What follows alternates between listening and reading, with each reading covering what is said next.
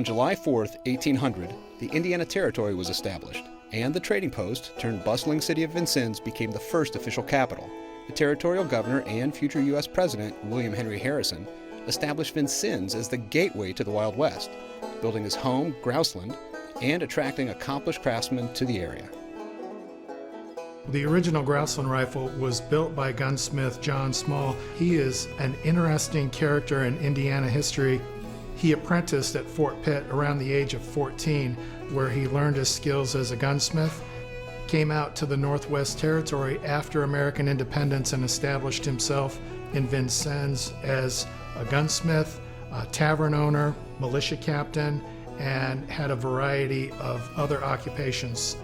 John Small had a long-standing relationship with William Henry Harrison. Harrison named John Small in around 1800 as his adjutant general, and he served Harrison for about 12 years. He was quite an accomplished character as well as being a gunmaker. Small was also a talented artisan who designed what would later become the Indiana State Seal. In an effort to honor Small's multiple contributions to Indiana's history, lawmakers proposed a special bill in 2012. House Bill 1283 just seemed like an appropriate bill for the pursuit of the appointment of the John Small rifle to be the official state rifle of Indiana, and then it was successful. Marvin Kemper was selected to make a faithful reproduction of the official rifle for the bicentennial. One reason was we wanted everything about the reproduction of the John Small rifle to relate to Indiana. It has Indiana wood, and Marvin Kemper is Indiana-born, a second-generation gunmaker.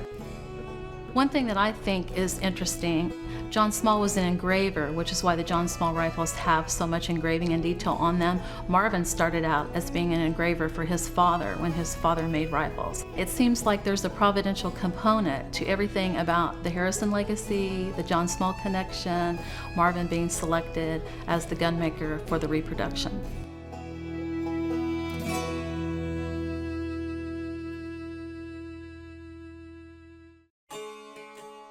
Mr. Kemper spent about 2 months working up to 60 hours a week to faithfully reproduce the Grouseland rifle, using the same type of hand tools that Small used to make the original rifle, featuring elaborate pure silver and delicate brass inlays. Dad was a full-time maker of Kentucky rifles for 50 years. He built his last rifle in the year 2000 at the age of 84, and he made over 3,000 rifles during that time period. He is considered by many to be the most prolific maker of Kentucky long rifles in our history, albeit a contemporary maker of Kentucky rifles. So I grew up in that environment. I built my first gun when I was about 13. You know, now in my old age, I really appreciate the fact that he pushed me to do that and to give me the confidence that I could do it. But the thing I really love about the gun making is that every gun is unique unto itself.